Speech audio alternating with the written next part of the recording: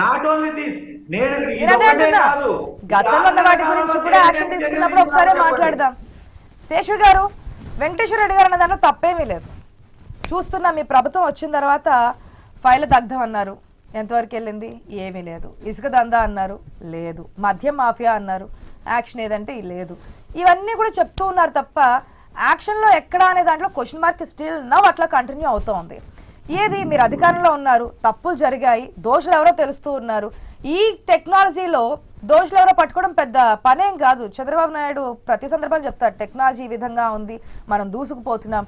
మీరు రకంగా 2047 విజన్నే ముందుకు వెళ్తున్నప్పుడు ఇప్పుడున్నటువంటి టెక్నాలజీ ప్రకారం మీరు అధికారంలో వచ్చిన తర్వాత చెప్పినటువంటి ద్వారంపూడి చంద్రశేఖర్ రెడ్డి మద్యం మాఫియా, ఇసుకకు సంబంధించి, ఆర్ధామాంధ్రాకు సంబంధించి అనేక ఆరోపణలు చేస్తున్నారు కదా, ఒక్కరి మీదైనా యాక్షన్ ఉందా అని డైరెక్ట్గా అడుగుతున్నారు.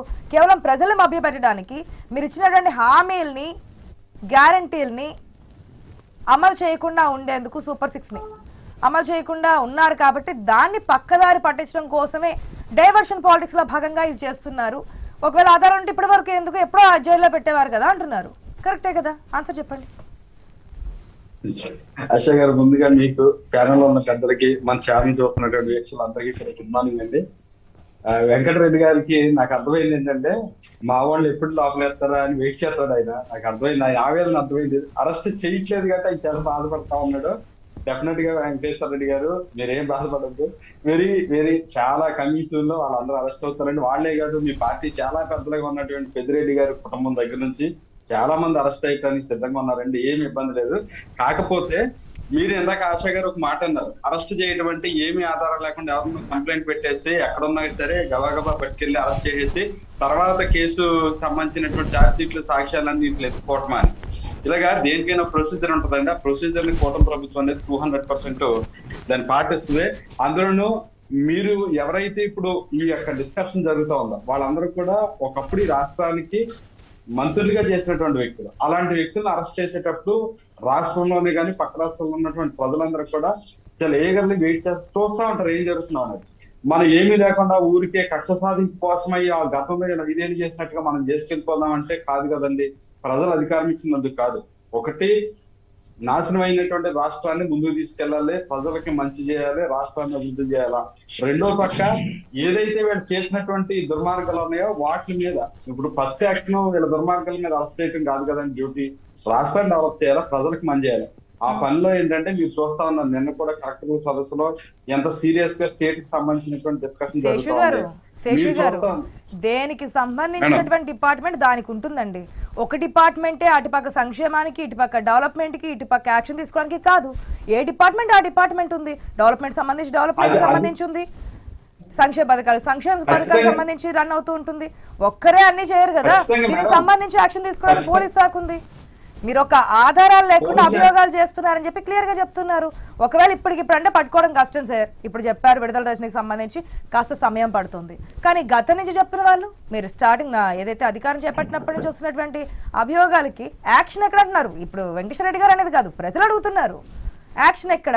నేను అంటున్నానండి, నాకు అర్థమైంది మీకు ఏదైతే కోపం ఉన్నదో, ఏదైతే వెంకటేశ్వర రెడ్డి గారు ఆకలి ఉందో ఇంచుమించు అలాంటి ఆవేదన అందరికీ ఉంది. నేను కూడా దాన్ని యాక్సెప్ట్ అండి, కాదనట్లే. కానీ ప్రతిదానికి కూడా సమయం ఉంటుందండి, కొంత ప్రొసీజర్ ఉంటుందండి. ఆ ప్రొసీజర్ ప్రకారం మీకు ఖచ్చితంగా నడుస్తుందండి. ఇప్పుడు ఏదైతే విడుదల రజనీ గారి విషయంలో గతంలో కూడా 3 ఆరోపణలు వస్తున్నాయి, మీకు అది ఐడియా ఉండుంటది. ఏదైతే రియల్ ఎస్టేట్ కి సంబంధించి కానీ, సైట్లకు సంబంధించి కానీ కూడా వారు అక్రమంగా అధికారంలో ఉండగా బెదిరించి డబ్బులు వసూలు చేసుకున్నారండి. తర్వాత కూటమి ప్రభుత్వం వచ్చిన తర్వాత ఎవరైతే వాళ్ళ కంప్లైంట్ మోడ్ లోకి వెళ్ళేసరికి, బయటకు వచ్చేసరికి వాళ్ళు పిలిచి డబ్బులు సెటిల్ చేసుకున్నటువంటి పరిస్థితి ఉంది. ఇక్కడ ఏంటంటే ఒకటే, వీళ్ళని అరెస్ట్ చేయటం ఒకటే మా ప్రధాన ఎజెండా కాదని చెప్తున్నారు. కానీ వెంకటేశ్వర రెడ్డి గారి ఉత్సాహం చూసిన తర్వాత వీళ్ళని అరెస్ట్ చేయాలి, చాలా గట్టిగా అరెస్ట్ చేయాలి, అరెస్ట్ చేస్తేనే వీళ్ళందరూ బయటకు వస్తారు, రేపు పొద్దున వీళ్ళకి ఏమైనా అవకాశాలు వస్తాయని వీళ్ళు ఆలోచనలు ఉన్నారు. డెఫినెట్ గా చెప్తాం మేడం, ఖచ్చితంగా రానున్న 6 నెలల్లో మీరు చూడండి, ఖచ్చితంగా భారతీ రెడ్డి గారు మొదలెట్టి పెద్దిరెడ్డి రామచంద్రారెడ్డి దాకా బాధ్యులైన ప్రతి ఒక్కరు కూడా. సో మీకు యాక్షన్ తీసుకోవడానికి ఇంకా 6 months టైం పడుతుంది మీకు ఆధారాలు లభించడానికి. చిన్న విషయం కాదు కదా, ఆడ చేసి చిన్న విషయాలు కాదు, చిన్నవాళ్ళు కాదు కదా. తీసుకునేటప్పుడు కొట్టామంటే చుట్టూతో కూడా అష్టదిగ్బంధనం చేసి ప్రజల ముందర నిలబెట్టాలి వాళ్ళు. అంతేగాని వేరే మాదిరిగా ఊరికే అప్పుడే చెప్పొచ్చు కదా అంటున్నారు వాళ్ళు కూడా. ఇప్పుడెందుకు ఈ డిస్కషన్స్ అన్ని? మీరు అష్ట దిగ్బంధనం చేసినప్పుడు ప్రజల ముందు ఉంచొచ్చు కదా. ఇప్పుడు ఏదైనా పాలిటిక్స్ అంటే డైవర్షన్ పాలిటిక్స్ లో భాగంగా ఇదంతా చేస్తున్నారు అనేది వారి అభియోగం. డైవర్షన్ పాలిటిక్స్ ఏముండదు, మేము చెప్పకపోయినా మీరు చెప్తారు కదా మేడం. ఉన్నదని మీరు చెప్తారు కదా, మీరు చెప్తుంటారు కదా.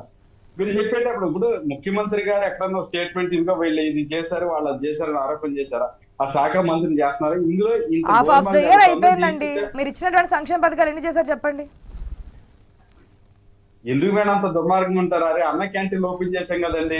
అన్న క్యాంటీన్ మీరు ఇచ్చినటువంటి సూపర్ 6 లో ఉందా అండి? సూపర్ 6 లో ఉందా? మీరు ఇవ్వనటువంటి ఒకటి సబ్సిడీ కదండి, పెన్షన్ సూపర్ 6 కదండి. పెన్షన్స్ కాదు మేడం, మనకున్న పెన్షన్స్ సూపర్ 6 లో భాగం అని చెప్పి నాకు చూపించండి.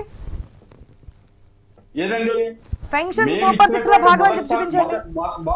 కాదు మొదటి సంతకానికే పెడతానని చెప్పినటువంటి చంద్రబాబు నాయుడు గారు నేను సంతకాల గురించి మాట్లాడడం లేదు.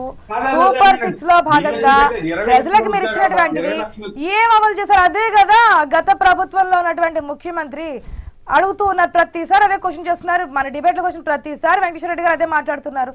ఏమి అమలు చేయకుండా అమ్మఒడి అన్నారు, సారీ తల్లికి వందనం అన్నారు, అది లేదు. నిరుద్యోగ వృత్తి ఇస్తామన్నారు. ఉద్యోగాలు 20 లక్షల ఉద్యోగాలు మీ టార్గెట్.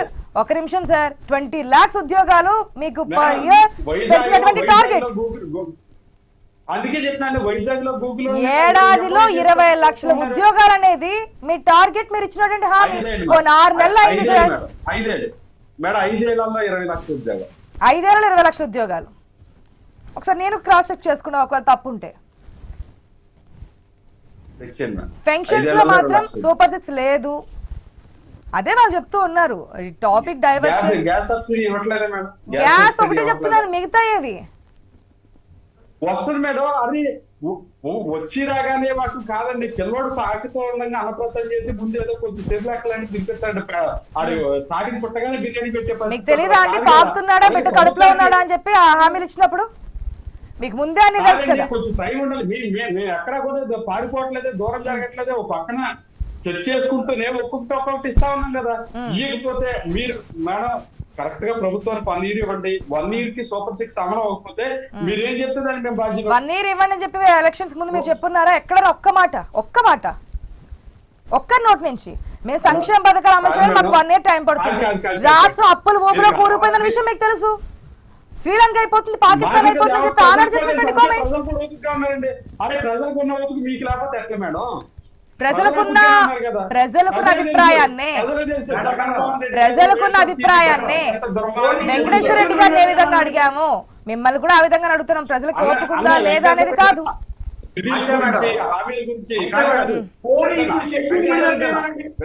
వెంకటేశ్వర రెడ్డి అన్న షెడ్యూల్ గురించి కానీ